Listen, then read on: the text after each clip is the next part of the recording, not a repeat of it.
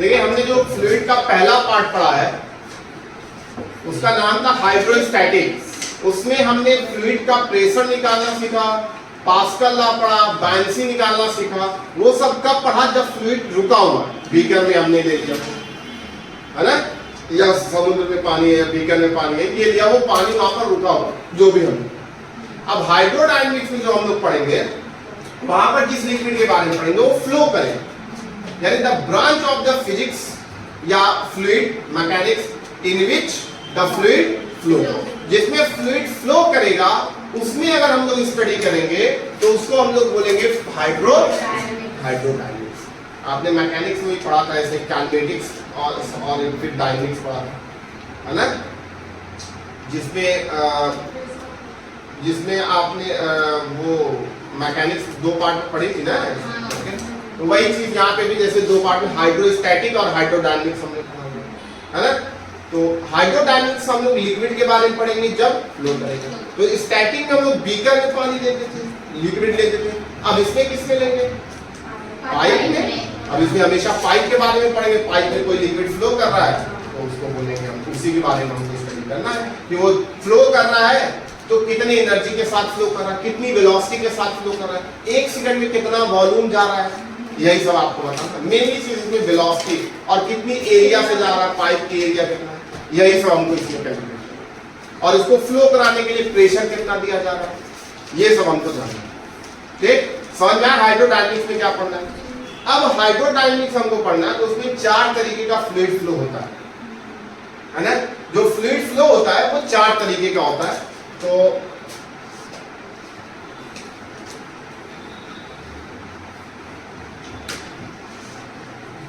इसमें सबसे पहला जो फ्लो है उसका नाम है स्टेडी फ्लो एक होता है ना, और इसी का अपोजिट एक होगा अनस्टेडी फ्लो।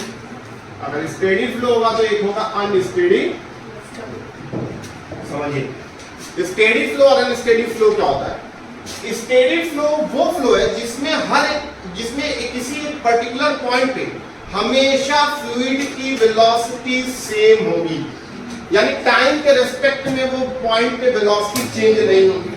जैसे हम मान लीजिए ये कोई पाइप है, इसमें से वाटर ऐसे जा रहा है, कोई लिक्विड जा रहा है, एक पॉइंट यहां है, एक पॉइंट यहां है, एक पॉइंट यहां है, ऐसे अलग अलग जगह पर अलग अलग वेलोसिटी हो सकता है यहाँ एरिया ज्यादा है तो वेलोसिटी कम होगी, यहाँ पर एरिया कम तो वेलोसिटी ज्यादा होगी।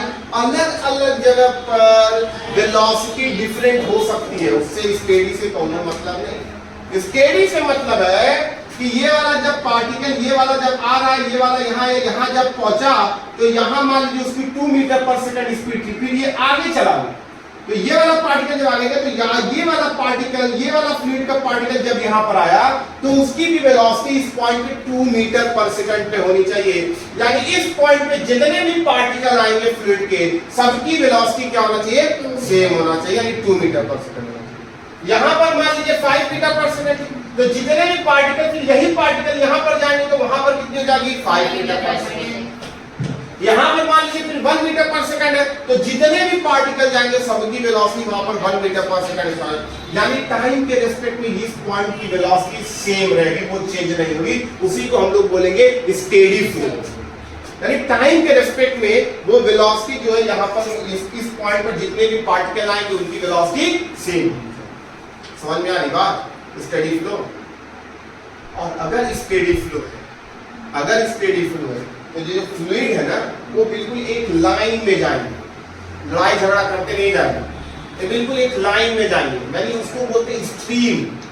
और उस स्टेडी फ्लो को इसीलिए बोलते हैं दूसरा नाम स्ट्रीम लाइन। स्टेडी फ्लो को हम लोग बोलते हैं स्ट्रीम लाइन फ्लो। वो एक स्ट्रीम लाइन में जाएंगे, सब लोग जिगजैग में नहीं जाएंगे।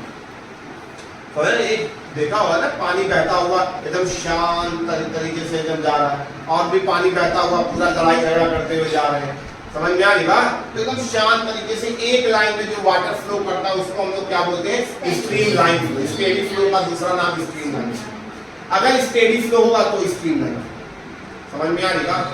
अनस्टेडी फ्लो क्या होगा? इसी का जो जब अगर मान लीजिए अनस्टेडी फ्लो क्या वेलोसिटी यहाँ पर आया, पहले मान 2 मीटर पर, ये आगे चला गया, फिर कोई पार्टिकल आया तो वहां पर उसकी स्पीड बढ़ गई 3 मीटर पर, फिर 4 हो गई, फिर कम हो गई, यानी इसी पॉइंट पर जो पार्टिकल आ रहे हैं सबकी अगर अलग अलग वेलोसिटी है तो उसको हम लोग क्या बोलेंगे, अनस्टेडी फ्लो। अरे समझ में आया? स्टेडी और अनस्टेडी फ्लो समझ में आया है ना? जो अनस्टेडी फ्लो रहेगा वो स्ट्रीमलाइन में, जो स्टेडी फ्लो रहेगा वही स्ट्रीमलाइन, उसमें एक क्लियर समझ में आया?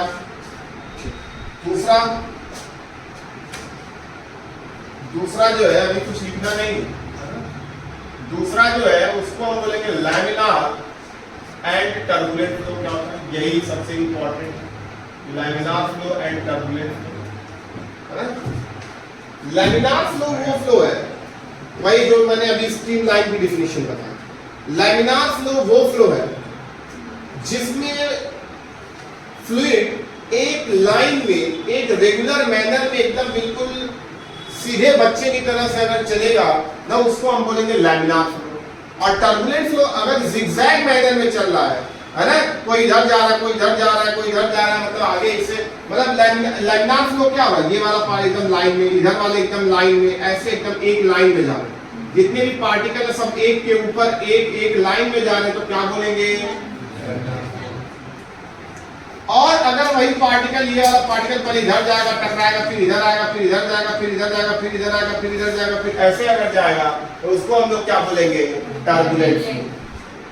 समझ में आएगा? लैमिनार और टर्बुलेंट फ्लो समझ में आया? आपने देखा है लैमिनार और टर्बुलेंट फ्लो? नहीं देखा? हाँ, पता नहीं। आप जब घर में नई नल लगती है, टैप जो लगता है नया नया, एकदम लैमिनार आता है। जब धीरे धीरे पुराना होता है, खराब हो जाता है जब, तो कहीं पानी इधर जा रहा है, कहीं इधर जा रहा है, कहीं इधर जा रहा है, ज़िगज़ैग में जा रहा है, तो उसको हम क्या बोलेंगे? टर्बुलेंट। अरे बोलो भाई, समझ में आया लैमिनार टर्बुलेंट फ्लो? जब लैंड अब जो हाई लेवल के अगर आप टैप लेंगे, बहुत महंगे है ना, जो हाई क्वालिटी के बाथरूम में लगे होते हैं, है ना, वो एकदम बिल्कुल लैमिनार आता है ना, एकदम बिल्कुल स्मूथ आता है पानी, है ना। लेकिन अगर आप मतलब सस्ती टैप लगवा लिए 10 रुपए वाली, तो उसमें कुछ दिन तक तो आएगा, फिर उसके बाद जो है टर्बुलेंट। समझ में आया लैमिनार और टर्बुलेंट फ्लो क्या होता है? क्लियर? ठीक है। तीसरा लिखेंगे, तीसरा जो है compressible and incompressible flow. Compressible and incompressible flow जो, हाँ वो भी टर्बुलेंट है, तो लैमिनार नहीं है ना, वो टर्बुलेंट ही होता है। लैमिनार और टर्बुलेंट फ्लो अभी आगे बताऊंगा कि क्या मतलब एक वैल्यू होती है चेक करने के लिए, रेनॉल्ट नंबर, है ना, वहां लोग पढ़ेंगे। कंप्रेसिबल और इनकम्प्रेसिबल फ्लो बिल्कुल ही, कंप्रेसिबल फ्लो यानी जिसमें लिक्विड को हम लोग क्या करें? कंप्रेस कर सकते हैं, और कंप्रेस करेंगे तो उसकी डेंसिटी क्या होगी? जब वॉल्यूम चेंज होगा तो डेंसिटी भी चेंज हो जाएगी। समझ जाए? अगर मास कांस्टेंट है, पानी लीजिए, मास कांस्टेंट है उसका, यानी कि कंप्रेसिबल फ्लो की डेंसिटी कांस्टेंट नहीं होगी, कंप्रेसिबल फ्लो की डेंसिटी चेंज होगी। यानी कंप्रेसिबल फ्लो वो फ्लो जिसमें डेंसिटी क्या हो रही है? चेंज हो रही है मेरे भाई। मान लीजिए यहाँ पर डेंसिटी कुछ और, यहाँ पर कुछ और, यहाँ पर जैसे जैसे वो बढ़ रहा है उसकी डेंसिटी क्या हो रही है? इनकम्प्रेसिबल, यानी वो कंप्रेस नहीं हो रही, तो वॉल्यूम कांस्टेंट, और वॉल्यूम कांस्टेंट तो डेंसिटी भी क्या होगा मेरे भाई? कांस्टेंट। समझ में आ गई बात? इनकम्प्रेसिबल फ्लो समझ में आया? क्लियर? चौथा और last, rotational and irrotational, rotational and irrotational, rotational and irrotational. जैसे फ्लूइड अगर जा रहा है किसी भी पाइप में, ये फ्लूइड जा रहा है, रोटेशनल फ्लो एक आपने देखोगे ऐसे रोटेट करके जा रहा है, यानी कोई एक एक्सिस है तो इसके अबाउट ऐसे रोटेट करके भी जाता है, कहीं नहीं। जैसे टरबाइन वगैरह में आप देखेंगे, टरबाइन देखेंगे, टरबाइन बड़ी बड़ी टरबाइन अभी जैसे कहाँ पर, हाँ वहाँ पर वही तो टरबाइन वही में यूज होती है। जैसे हम लोग बीटेक कर रहे थे तो हम लोग के कॉलेज में बहुत बड़ी बड़ी मशीन रहती थी एक्सपेरिमेंट। अगर अच्छा कॉलेज है, अच्छे कॉलेज से कर रहे हैं तो आपको अच्छी अच्छी मशीनें रहेंगी उस कॉलेज में। तो मेरे कॉलेज में तो बहुत अच्छी अच्छी मशीन बहुत बड़ी बड़ी थी, खूब बड़ी बड़ी टरबाइन थी, पानी उसमें ऐसे जाता था पूरा दिखता था हमको कैसे टरबाइन काम करना, सब वहाँ पर लैब में हम लोग को सिखाते हैं। लेकिन हमें लोग बेकार के कुछ करते ही नहीं, है ना। हम लोग को क्या पढ़ाया गया था, बस वही पढ़ाया गया कि किताब पढ़ लो और नंबर ला दो, वही जिंदगी है। सीखने के लिए कभी सिखाया ही नहीं। हम लोग गए लैब में तो सीखते ही नहीं थे, रीडिंग नोट कर लेते थे, बस बात खत्म हो जाती थी। वो मशीन कॉलेज वालों ने रखा सिखाने के लिए, तो टीचर थोड़ी ना कुछ करेगा। टीचर वहां पर क्या, टीचर मतलब ठीक है टीचर नहीं सिखा रहे तो हमको अपने से अंदर से मतलब वो होना चाहिए सीखने के। हमको जाके लैब असिस्टेंट से बोलना चाहिए सर हमको थोड़ा सिखा बता दीजिए, हमको मशीन दे दीजिए, हमको जिससे एक्सपेरिमेंट करें। लेकिन हम लोग करते ही नहीं थे, जल्दी से खत्म होता था, जाते थे घर, सोता रूम पे जाते थे, हॉस्टल में सो जाते थे खाना खाने। यही सब होता है। जितना सीखेंगे तो वहां पर हम लोग देखा कि ये जो है रोटेशनल फ्लो, और इररोटेशनल फ्लो क्या होगा, एकदम बिल्कुल सीधे सीधे बिना रोटेट किए। क्लियर। तो इसमें एक होता है आइडियल फ्लो। आइडियल फ्लो क्या होगा बताइए, स्टेडी और अनस्टेडी में कौन आइडियल होगा, कौन आइडियल होगा, स्टेडी। स्टेडी और अनस्टेडी में स्टेडी फ्लो को हम आइडियल फ्लो करें। लैमिनार और टर्मिनल लैमिनार। कंप्रेसिबल और इनकंप्रेसिबल में कंप्रेसिबल और इनकंप्रेसिबल इनकंप्रेसिबल, ये आइडियल फ्लूइड की कंडीशन है। रोटेशनल और इरोटेशनल में इरोटेशनल। और यार आइडियल का मतलब जो बिल्कुल सिंपल बात हो ना, सिंपली तरीके से चले, क्योंकि बर्नौली थ्योरम अभी आइडियल फ्लूइड पे ही लगेगा, तो मैं वहां बताऊंगा। आज हम लोग बर्नौली थ्योरम पढ़ के ही जाएंगे, सोच के आए पढ़ाने के लिए तो पढ़ा के ही जाएंगे। समझ में आई बात। ये चारों इरोटेशनल मतलब वो बिना रोटेशनल का मतलब वो रोटेट करके जा रहा है, इरोटेशनल मतलब सीधे सीधे जा रहा है। हाँ, अब ये भी मान लीजिए लैमिनार है तो वो भी रोटेशनल फ्लो है, रोटेट करके नहीं जा रहा, सीधे सीधे जा रहा है ना। बस डिफिनीशन सबकी अलग है ना। कंप्रेसिबल और इनकंप्रेसिबल यहाँ अलग कॉन्सेप्ट आ गया, डेंसिटी के टर्म में कॉन्सेप्ट आ गया, यहाँ पर रोटेशन के टर्म में कॉन्सेप्ट आया, यहाँ पर जिगजैग के मैनर में कॉन्सेप्ट आया। समझ में आ गया। यहाँ पर स्पीड के टर्म में कॉन्सेप्ट आया कि स्पीड चेंज नहीं होनी चाहिए, है ना। सब अलग अलग तरीके से कॉन्सेप्ट। ये चारों तरीके का फ्लो समझ में आया। लिखेंगे कि लिख के रखना, लिख के देना।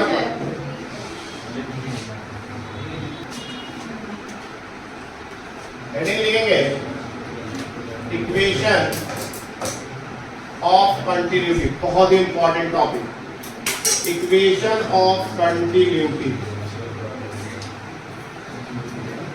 हेडिंग लिखे सब लोग, equation of continuity.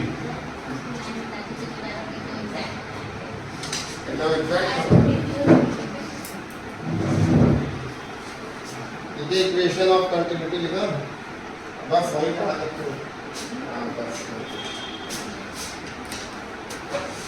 Equation of continuity लिखा भाई का।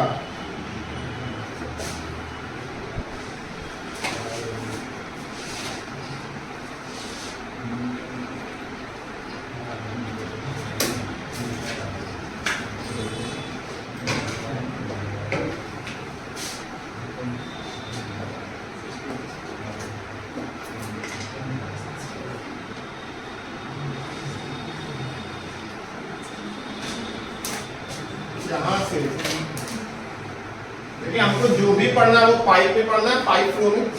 तो इक्वेशन ऑफ कंटिन्यूटी देखिए क्या कह रहा है।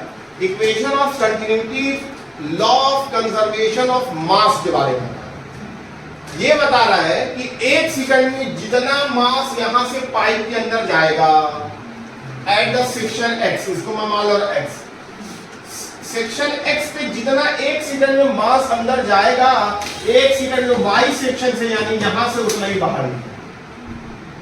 ये इक्वेशन ऑफ कंटिन्यूटी का कॉन्सेप्ट। यानी क्या इन्होंने बोला कि mass entering in 1 second is equal to the mass of water या mass of the liquid leaving the other section, जो y वाला सेक्शन। समझ में आ रही बात? एक सेकंड में मास जो फ्लो का वो क्या होगा, इक्वल होगा। ठीक, यहां से मैं लिखूंगा, इन्होंने क्या बोला, मास entering at section x in 1 second must be equal to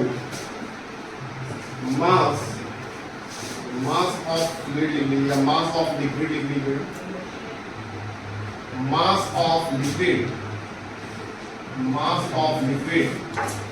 leaving section y in 1 second। एक सेकंड में कितना वो लिखना, बोलो भाई ये कॉन्सेप्ट समझ में आया? एक सेकंड में जितना मास यहां से जाएगा उतना मास है। तो मैं यहां पे लिख दे रहा हूं m1 = ये होगा एक सेकंड में। देखिए भाई मास का फार्मूला क्या होता है? मास का फार्मूला क्या होता है? Density into volume. डेंसिटी का फार्मूला यहां पे क्या होगा, ρ1 इनटू वॉल्यूम की जगह मैं क्या लिखूंगा, कैपिटल V। अरे या वॉल्यूम की जगह क्या होगा, एरिया इनटू वेलोसिटी होगा, पर सेकंड का है मामला। वॉल्यूम की जगह हम लोग देखिएगा, यहां बहुत इंपॉर्टेंट बात समझिएगा, वॉल्यूम होगा एरिया इनटू लेंथ, है ना? लेकिन यहां पर मास पर सेकंड है तो वॉल्यूम पर सेकंड चाहिए ना, और वॉल्यूम पर सेकंड पे एरिया इनटू वेलोसिटी होगा। समझ में आएगा? यहाँ पर मैं पहले लिख रहा हूँ v1 और ये हो जाएगा ρ2 इनटू। यहाँ से बात समझेंगे भैया, v1 की जगह हम लोग क्या लिखेंगे, a1 इनटू v1, ये वेलोसिटी हो गई, और v2 की जगह क्या लिखेंगे, a2 इनटू। देखिए मेरे भाई, जो वॉल्यूम का फॉर्मूला होता है वो होता है एरिया इनटू लेंथ, ये पढ़ा है। लेकिन यहाँ पर आपको वॉल्यूम नहीं चाहिए, वॉल्यूम पर सेकंड ना, एक सेकंड की बात होगी, यानी वॉल्यूम अपॉन टी चाहिए, और वॉल्यूम अपॉन टी तो a इनटू l/t होगा, और लेंथ अपॉन टाइम क्या होगा, वेलोसिटी, तो एरिया इनटू वेलोसिटी होगा। यानी एक सेकंड में जो वॉल्यूम जाएगा उसकी जगह हम तो क्या लिखेंगे, एरिया इनटू वेलोसिटी। अरे बोलो भाई, समझ में आ रही बात? बट लिक्विड क्या है, बट लिक्विड इज क्या है, इनकम्प्रेसिबल। लिक्विड अगर इनकम्प्रेसिबल है मेरे भाई, लिक्विड इनकम्प्रेसिबल है तो ρ1 जो होगा ρ2 के इक्वल होगा। क्या लिख लेंगे, दैट इज ρ1 = तो जो यहाँ पर डेंसिटी की भाई यहाँ पर, तो यहाँ से आपको क्या मिल जाएगा, a1 b1 = इसी को हम लोग बोलते हैं इक्वेशन ऑफ, और इसको हम लिख सकते हैं एरिया इनटू वेलोसिटी। क्या हो गई, बोलो मेरे भाई, इसी को हम लोग बोलते हैं इक्वेशन ऑफ क्वांटिटी। यानी एरिया वेलोसिटी के क्या है, एरिया वेलोसिटी के क्या है, इनवर्सली प्रोपोर्शनल ना, ये वेलोसिटी इधर जाएगी। मेरे भाई समझिएगा, जहां पर एरिया ज्यादा वेलोसिटी कम, जहां पर एरिया कम वेलोसिटी ज्यादा। भैया ऐसा ऑपरेशन आपने कभी किया है क्या? जब बाइक धुलते हैं या आप पौधे में पानी डालते हैं पाइप से, तो पहले वो पानी निकलता है अपना आराम से, लेकिन स्लो, क्योंकि एरिया वहां पर ज्यादा है, आपको स्पीड बढ़ानी रहती है। आप क्या करते हैं, इक्वेशन ऑफ कंटिन्यूटी लगाते हैं। आप क्या करते हैं, पाइप को दबाते हैं, उसकी एरिया कम करते हैं, एरिया कम तो वेलोसिटी ज्यादा, वेलोसिटी की इनवर्सली पे इससे स्पीड क्या हो जाती है, बढ़ जाती है। अरे बोलो भाई, समझ में आई बात? इक्वेशन ऑफ कंटिन्यूटी यूज किया है ना आपने, क्लियर है ना? अगर जहां मतलब पाइप बहुत बड़ा है, यानी उसकी एरिया बहुत ज्यादा, तो बहुत आराम से, लेकिन अगर पाइप का क्रॉस सेक्शन एरिया बहुत पतला है, तब स्पीड वेलोसिटी उसकी लिक्विड की ज्यादा है। समझ में आ गई बात? इक्वेशन ऑफ कंटिन्यूटी सबको समझ में आया, क्लियर? लिखिए इसमें नोट करके एक पॉइंट लिख लेंगे कि रेट ऑफ फ्लो क्या होता है। अगर कभी आपसे पूछे रेट ऑफ फ्लो यानी कि volume of fluid flow in 1 second, 1 second में कितना फ्लो हो रहा है ना? क्या बोलेंगे? Volume of fluid flowing per second, है ना? 1 सेकंड में कितना हो रहा है flowing per second, flowing per second, 1 second में कितना वो फ्लो कर रहा है ना? फ्लूइड करिए चाहे लिक्विड करिए, हमने यहाँ पर मैंने पहले बताया फ्लूइड है तो क्या हम मानेंगे? लिक्विड ही मानेंगे। इसी को बोलते हैं, यानी इसको हम लोग क्यू से रिप्रेजेंट करते हैं। अब 1 सेकंड में कितना मालूम है, यानी कि क्या वॉल्यूम अपॉन टाइम होगा dv अपॉन dt, इसको बोलते volume upon time dv upon dt, यही तो 1 सेकंड, और यही कितना है? Area into velocity. ये देखिए कैपिटल भी है, ये कैपिटल भी है, और ये मैंने जो थोड़ा सा घुमा दिया ये स्मॉल भी है, इसमें कंफ्यूज नहीं होना। कैपिटल भी क्या है? वॉल्यूम, और स्मॉल भी वेलोसिटी ऑफ द फ्लो। समझ में आ रही बात? इसको हम लोग बोलते हैं रेट ऑफ फ्लो या volume of the fluid. Note कर लीजिए एक लाइन, ये समझ में आना चाहिए आपको। ये आया समझ में? Rate of flow. अब नेक्स्ट हेडिंग लेंगे, हमको बर्नौली थ्योरम पढ़ना है, लेकिन उससे पढ़ने से पहले आप लिखेंगे एनर्जी ऑफ अ लिक्विड। एक लिक्विड के पास कौन कौन सी एनर्जी होती है पहले वो है energy of a liquid. Heading लिखिए एनर्जी ऑफ अ लिक्विड।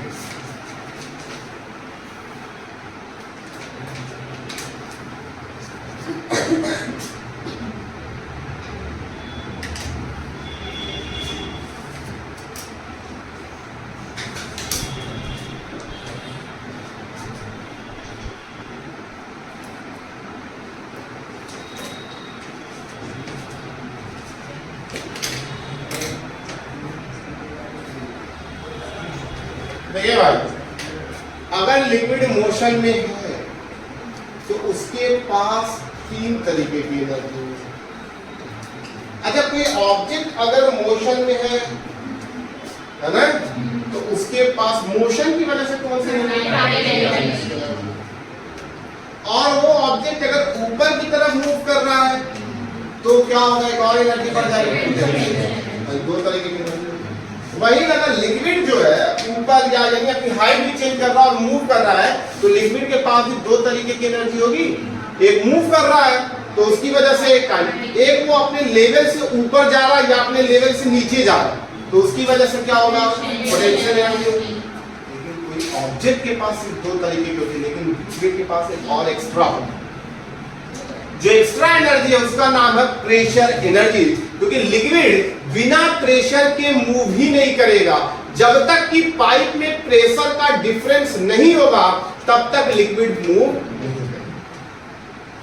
मेरे भाई, ऊपर छत से आपके यहाँ तुरंत बिना कोई एनर्जी के, बिना किसी चीज के आपका पानी आ जा रहा है, पानी ऊपर भी जा रहा है। अब यहाँ से मान लीजिए पाइप आया, फिर आपके नीचे से आता है ना, फिर उसके बाद यहाँ थोड़ा सा ऊपर जाता है, फिर यहाँ टैप लगा रहता है, तो कैसे नीचे से भी ऊपर आ गया?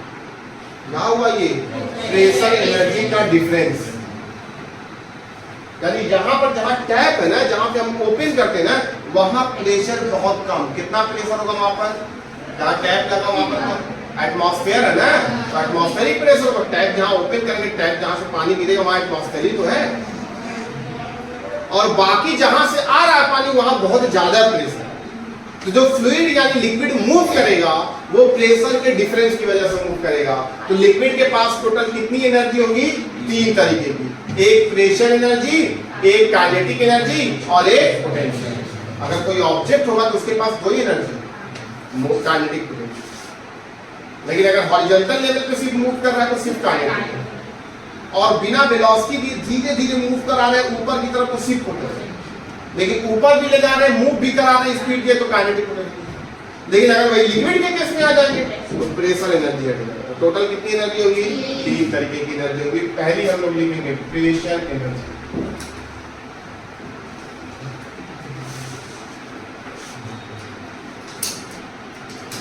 प्रेशर एनर्जी क्या होता है? अगर किसी लिक्विड को मूव करा, समझिएगा मेरे भाई, है ना, ये मान लीजिए पाइप है भाई, ये आपका पाइप है, यहाँ से लिक्विड जा रहा है, तो मुझको इसको मूव कराना तो यहाँ पर प्रेशर देना पड़ेगा। इसकी क्रॉस सेक्शन एरिया ए है, मैंने इसको दिया प्रेशर, तभी तो लिक्विड जाएगा अंदर। और ये मान लिया 1 सेकंड में, मान लिया थोड़ा सा आगे, मान लिया एयर डिस्टेंस ये मान लीजिए एन डिस्टेंस आगे की तरफ मूव, मैंने पी प्रेशर किया, एन डिस्टेंस आगे की तरफ मूव। तो प्रेशर एनर्जी अगर निकालना है मेरे भाई, प्रेशर एनर्जी अगर मैं निकालूं, प्रेशर एनर्जी, तो प्रेशर एनर्जी निकालना है, ये किसके इक्वल होगा? Work done by the pressure. किसके इक्वल होगा प्रेशर एनर्जी?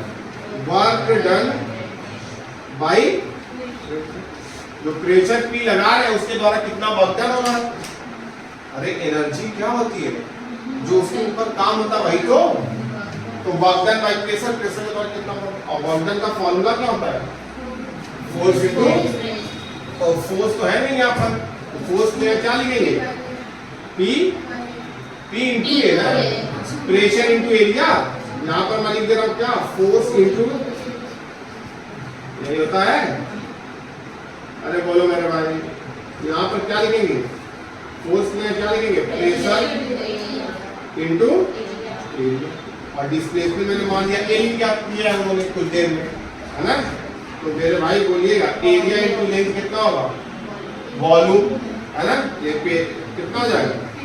पी इंटू, समझ में आई बात? प्रेशर एनर्जी का फॉर्मूला समझ में आया?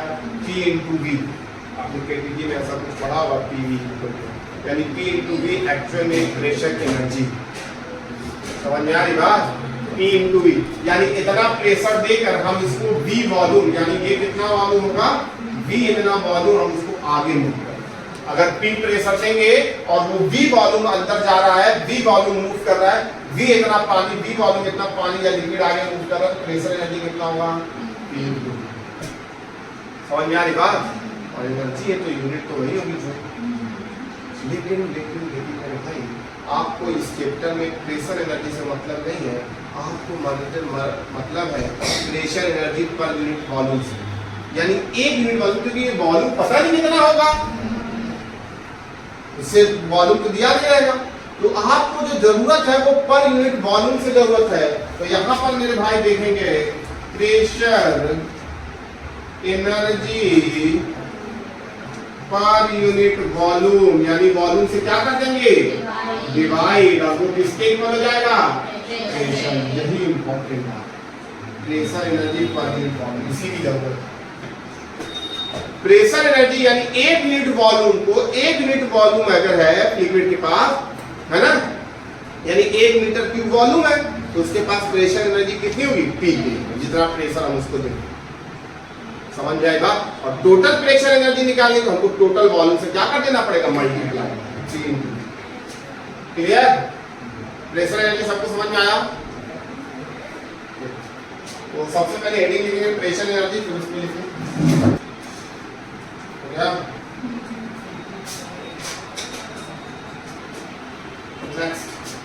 दूसरा लिखेंगे काइनेटिक एनर्जी। दूसरी एनर्जी इसके पास होती है काइनेटिक एनर्जी। काइनेटिक एनर्जी अगर मान लीजिए इफ ऑफ लिक्विड, या लिक्विड की बात चली, of mass small m and volume capital V move with velocity, small v, है ना? If a liquid of mass small m and volume v move with velocity v, then उसके पास kinetic energy क्या होगा? Half m v square. देखा है, अगर मास m है और वेलोसिटी v से वो लिक्विड मूव कर रहा था, हाफ m v स्क्वायर ये पड़ा। लेकिन यहाँ पर आपको मास से तो मतलब है नहीं, और मास और काइनेटिक एनर्जी से भी तो मतलब है नहीं। इससे मतलब kinetic energy per unit volume, जैसे प्रेशर एनर्जी से तो मतलब है नहीं, मतलब है pressure energy per unit volume, तो kinetic energy per unit volume. Kinetic energy unit volume, भैया बोलिएगा वॉल्यूम से डिवाइड करेंगे तो यहाँ पर मास अपॉन वॉल्यूम आएगा, और मास अपॉन वॉल्यूम क्या होता है? यानी फॉर्मूला आपका बन जाएगा हाफ रो, मतलब आपको इससे क्या मिलेगा? काइनेटिक एनर्जी पर वॉल्यूम से, बाकी काइनेटिक एनर्जी से फॉर्मूला हाफ mv स्क्वायर है, लेकिन पर यूनिट वॉल्यूम क्या होगा? डेंसिटी वॉल्यूम से डिवाइड करें तो मास अपॉन डेंसिटी क्या हो जाएगा? मास अपॉन वॉल्यूम क्या होता है? समझा मिला? थर्ड वाला क्या है? Potential. Therefore, if a liquid of mass m and volume capital V is at height small h above the surface of earth, यानी जो ऊपर घर के ऊपर रखा हुआ है, सरफेस ऑफ अर्थ के ऊपर जो टांकी रखी हुई है ना, उसमें एच हाइट बहुत ऊपर है, उसके पास पोटेंशियल एनर्जी होगी कि नहीं होगी? आ रही बात समझ में? तो पोटेंशियल एनर्जी कितना होगा? देन पोटेंशियल एनर्जी कितना होगा? mg। लेकिन मतलब किससे है? Potential energy per unit volume density से डिवाइड करेंगे तो ये मास अपॉन डेंसिटी क्या हो जाएगा? सॉरी, मास अपॉन वॉल्यूम से डिवाइड करेंगे तो क्या हो जाएगा? डेंसिटी वो जी। अरे बोलो मेरे भाई, तीनों बात समझ में आई? नोट कर लेंगे।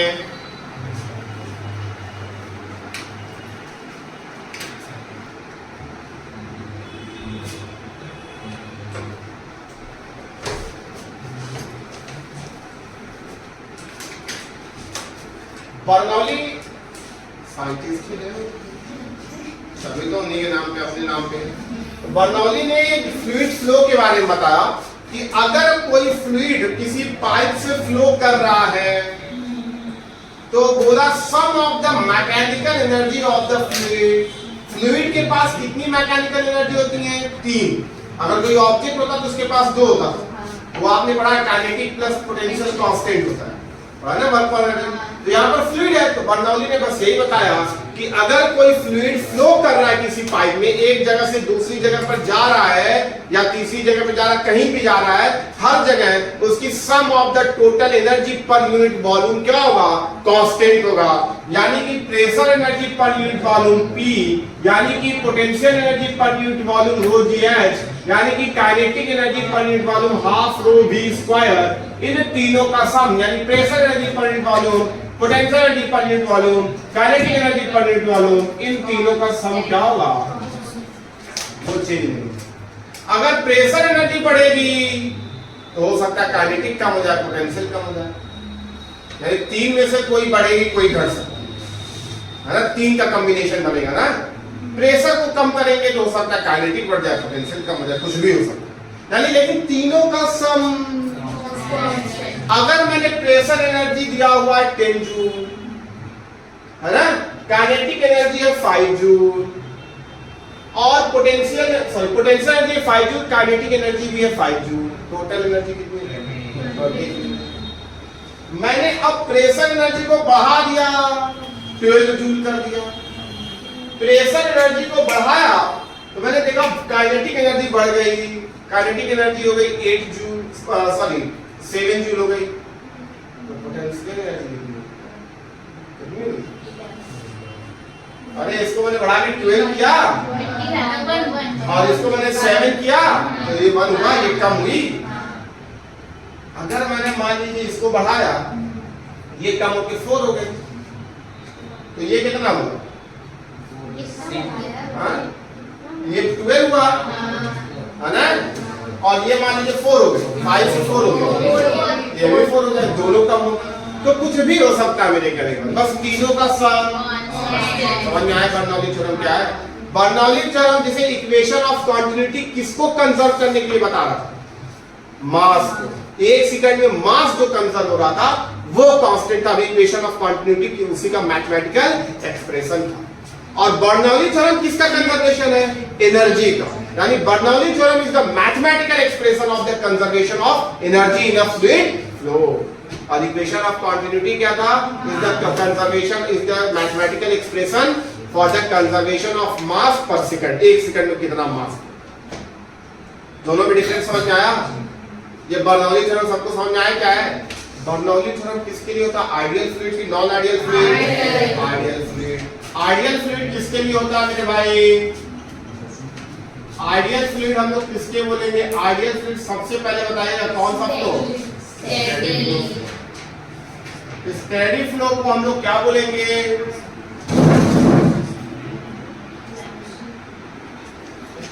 स्टेडी फ्लो को हम लोग आइडियल फ्लो बोलेंगे। दूसरा हम लोग बोलेंगे इनकम्प्रेसिबल, है ना, लैमिनार वाले को नहीं लेते हम लोग, है ना। इनकम्प्रेसिबल फ्लो होगा, इररोटेशनल फ्लो होगा, है ना, इररोटेशनल फ्लो होगा, है ना, इन तरीके के फ्लो। एक चौथा जो अभी आपने नहीं पढ़ा, जो मंडे को हमको पढ़ना है, विस्कस और नॉन विस्कस फ्लो। तो हमको कौन सा लेना है? Non viscous. आइडियल का मतलब नॉन विस्कस, है ना। तो फोर्थ वाला लिखेंगे नॉन विस्कस फ्लो, है ना। ये अभी आगे पढ़ेंगे। नॉन विस्कस फ्लो मतलब जिसमें फ्रिक्शन ना हो। विस्कोसिटी का मतलब होता है फ्रिक्शन, तो नॉन विस्कस का मतलब जिसमें फ्रिक्शन ना हो, वो वाला हमको, है ना। ये आइडियल कंडीशन है, सॉरी फ्लूइड का आइडियल कंडीशन है, क्या होना चाहिए। ठीक, लैमिनार और टर्बुलेंट एक अलग तरीके का केस होते हैं। ठीक, समझ में आएगी बात? तो पहले इसमें कुछ लिखेंगे।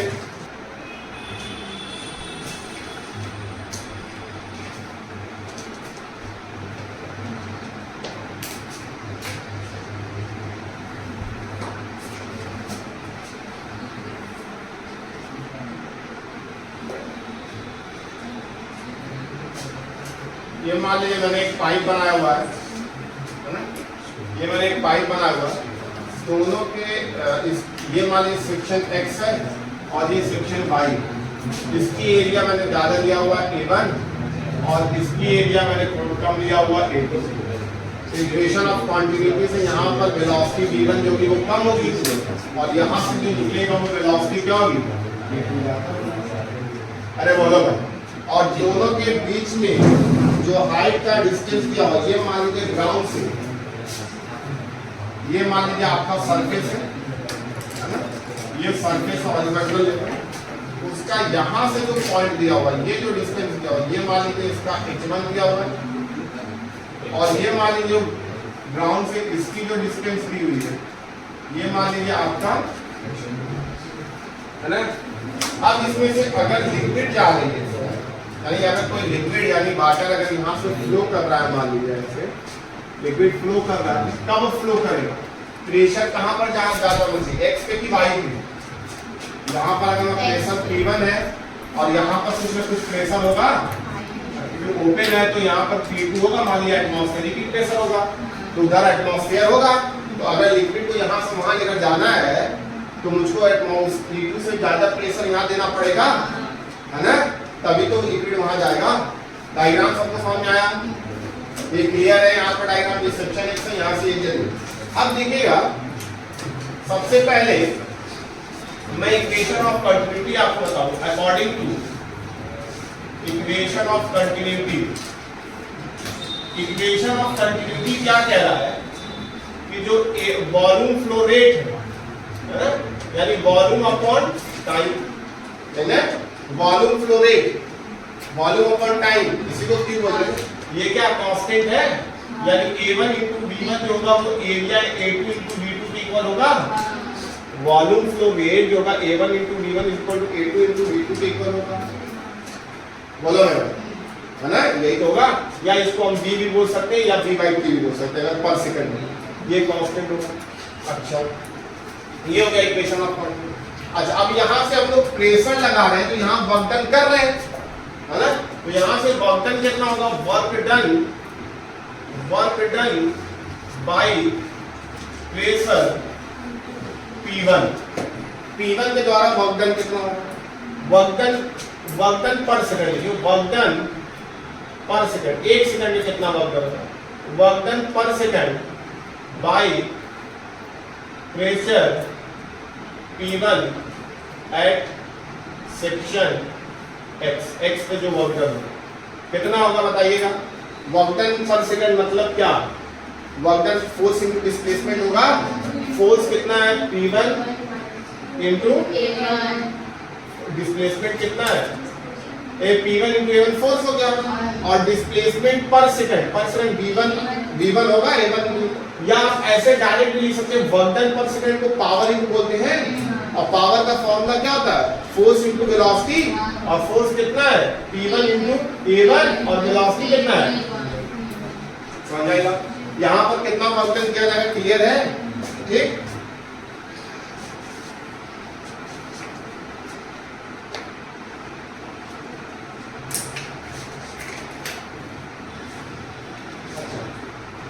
यहाँ पर जो वर्क डन हो रहा है वो किसके द्वारा हो रहा है, प्रेशर के P1 के द्वारा हो रहा है, और किस पे हो रहा है, work done per second on liquid, ये लिक्विड पे हो रहा है।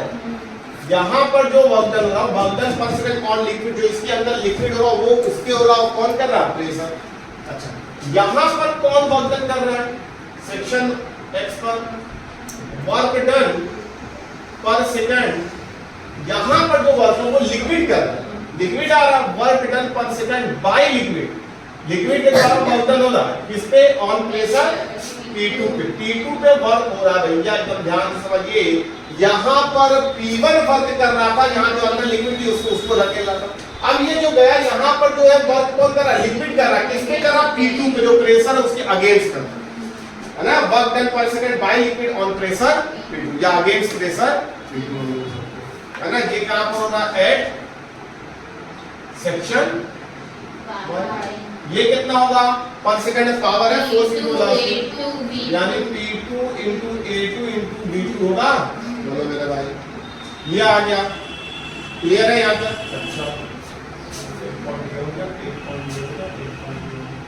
अच्छा ये चीज क्लियर है। अच्छा अब ये बताइए,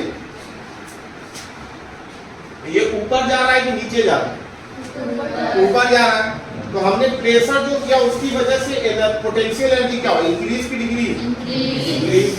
अब देखिए आप नीचे भी जा सकते हैं, ये मैंने डायग्राम दिया हुआ है तो आप देखेंगे अलग किसी बुक में नीचे भी दिया हुआ, ऐसा कोई नहीं कि हमेशा ऊपर ही जाए, तो वहां डिक्रीज हो जाएगी पोटेंशियल एनर्जी, यहाँ इंक्रीज हो रही, तो मैं यहाँ पर क्या लिखूंगा, इंक्रीज इन पोटेंशियल एनर्जी पर सेकंड, एक सेकंड का सब काम होगा है ना।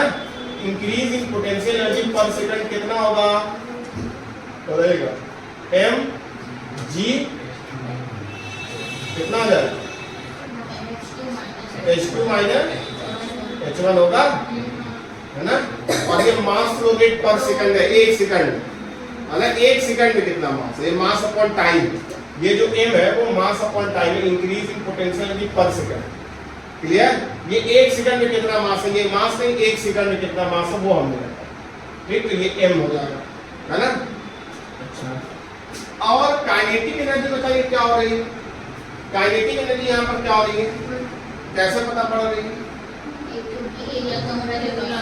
वेरी गुड, एरिया कम हो रहा है वहां पर, तो वेलोसिटी बढ़ रही है, तो काइनेटिक एनर्जी भी क्या हो रही है, इंक्रीज इन काइनेटिक एनर्जी पर सेकंड है ना। इंक्रीज इन काइनेटिक एनर्जी पर सेकंड क्या होगा, हाफ m है ना, कितना लगा v2 का स्क्वायर माइनस, ये पर सेकंड है, यानी m जो है यहाँ पर हम लिख लेंगे, m क्या है, क्या मास फ्लो पर सेकंड, एक सेकंड में, समझ में आ रही बात। अब ये पोटेंशियल एनर्जी और काइनेटिक बढ़ी कैसे, वो हमने प्रेशर एनर्जी दिया वही उसी की वजह से, जो वर्क किया उसी की वजह से ना, जो प्रेशर ने वर्क किया उसी की वजह से किया। तो वर्क एनर्जी थ्योरम आपने पढ़ा है, वर्क एनर्जी जो थ्योरम आपने पढ़ा है वहां पर पोटेंशियल एनर्जी को नहीं कंसीडर किया था, सिर्फ काइनेटिक एनर्जी को कंसीडर किया था, तो जो हम वर्क करते थे वो चेंज इन काइनेटिक एनर्जी के इक्वल हो जाता था। लेकिन यहाँ पर तो हम लोग जो वर्क कर रहे हैं उसकी वजह से सिर्फ काइनेटिक एनर्जी नहीं चेंज हो रही, पोटेंशियल एनर्जी भी चेंज हो रही है। तो यहाँ पर वर्क एनर्जी थ्योरम क्या लगेगा, work done is equal to change in the kinetic energy plus change in the, जब हमने पढ़ा था ना काइनेटिक्स में, तो वहां पर पोटेंशियल एनर्जी नहीं थी, वहां पर ऊपर से हम एक ही कांस्टेंट वेलोसिटी मतलब एक ही लेवल पे जा रहे थे, बस वेलोसिटी चेंज कर रहे थे, तो इसलिए work done is equal to क्या था, चेंज इन। लेकिन यहाँ पर वर्क जो हम कर रहे हैं उसकी वजह से काइनेटिक एनर्जी भी चेंज हो रही है और पोटेंशियल एनर्जी, तो ये जो वर्क डन हुआ, जो नेट वर्क डन होगा वो किसके इक्वल हो जाएगा, increase in potential energy plus increase इन, समझ में आ गई बात। तो सबसे पहले डायग्राम बनाएंगे, energy theorem according to work energy theorem work energy theorem या वर्क एनर्जी प्रिंसिपल क्या कहता है कि वर्क डन पर सेकेंड, है ना, बाय लिक्विड या बाय प्रेशर, है ना, ऑन लिक्विड, है ना, जो नेट वर्क डन होगा, net work done per second by pressure on liquid is equal to, इसके होगा increase in potential energy per second plus increase in kinetic energy per, यानी जो वर्क डन किया गया वो काइनेटिक एनर्जी और पोटेंशियल एनर्जी के इंक्रीज से सम के बराबर होगा। तो नेट वर्क डन कितना होगा, P1 ज्यादा होगा, P1V माइनस P2V होगा। ये नेट, ये सेक्शन x पे होगा, ये 2 पे, तो ये ज्यादा होगा ना, क्योंकि P1 ज्यादा होगा, P1 ज्यादा होगा तो P1 minus P2 into V होगा, नेट वर्क डन यही होगा, क्योंकि वहां पर, यहाँ पर लिक्विड के ऊपर वर्क डन हो रहा है, यहाँ लिक्विड वर्क डन कर रहा है, तो नेट वर्क डन क्या होगा, दोनों को माइनस कर देंगे, is equal to increase in potential energy क्या, mg h2 minus mg h1, और इंक्रीज इन काइनेटिक एनर्जी क्या, हाफ m v2 का स्क्वायर माइनस हाफ m, है ना। वन वाले टर्म को एक तरफ कर लेंगे, यहाँ पे क्या हो जाएगा P1V, वन वाला इधर आ जाएगा तो कितना है प्लस mgh1, और इधर क्या हो जाएगा हाफ m, ये इधर चला जाएगा तो P2V plus mgh2 plus half m, V क्या है, वॉल्यूम पर सेकंड, m क्या है, मास पर सेकंड। अब देखिए यहाँ पर ये आ गया, है ना, यहाँ पर आप वॉल्यूम से डिवाइड कर दीजिए, क्योंकि इसमें भी टाइम है, तो डिवाइड बाय वॉल्यूम पर सेकंड, है ना, तो डिवाइड बाय V, यानी ये क्या है, वॉल्यूम पर सेकंड, वॉल्यूम पर सेकंड से डिवाइड करेंगे, यहाँ पर P1 होगा, और यहाँ पर डिवाइड करेंगे तो मास अपॉन वॉल्यूम, और इसमें भी T है और इसमें भी T है, तो T से T कैंसिल हो जाएगा। अरे ध्यान से देखो भाई, इसमें भी T है और इसमें भी T है, कैंसिल करेंगे तो T से T कैंसिल, और मास अपॉन वॉल्यूम क्या होगा, रो G प्लस यहाँ भी क्या, हाफ रो V1 का स्क्वायर, ये क्या हो जाएगा आपका P2 प्लस रो GH2 प्लस हाफ रो V2 का, यानी कि यहां से आपका क्या आ गया, pressure plus rho GH plus half rho V का स्क्वायर, यानी pressure energy per unit volume, potential energy per unit volume और kinetic energy per unit volume क्या हो गया, कांस्टेंट हो गया ना। जितना तीनों का सम वहां पर पहले पॉइंट पे और दूसरे पॉइंट, समझ में आई बात। इसी को हम लोग क्या कहेंगे, बार-बार ये जो इक्वेशन है क्या, एनर्जी पर यूनिट वॉल्यूम, समझ में आएगा। ये जो इक्वेशन है वो क्या, energy per unit volume constant है, energy per unit volume, energy per unit volume का भी कांस्टेंट, नोट कर लीजिए इसमें। तो P यानी pressure energy per unit volume, rho GH यानी potential energy per unit volume, और हाफ रो V स्क्वायर यानी kinetic energy per unit volume क्या होगा, कांस्टेंट। अगर मान लीजिए मैं इसको किससे डिवाइड कर दे रहा हूँ, रो से, इसी इक्वेशन को अगर मैं रो से डिवाइड कर दे रहा हूँ तो क्या होगा, P अपॉन रो होगा, और यहाँ पर क्या होगा G इंटू H होगा, और यहाँ पे क्या हो जाएगा V स्क्वायर बाई 2 होगा, ये कांस्टेंट हो जाएगा, बोलो मेरे भाई।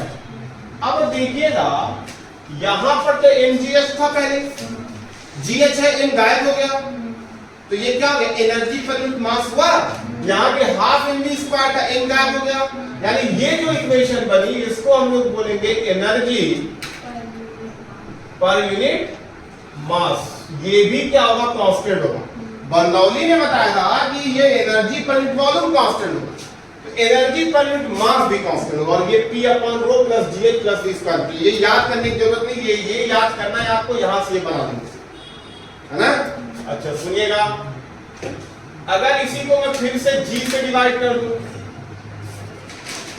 G से डिवाइड कर दूं तो यहाँ पे क्या होगा, P अपॉन रो G होगा, और यहाँ पर H बचेगा, और यहाँ पर V स्क्वायर बाई, ये भी कांस्टेंट होगा।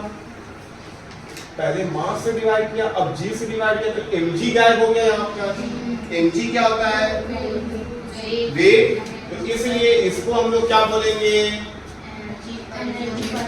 एनर्जी, तो बर्नौली की 3 इक्वेशन है।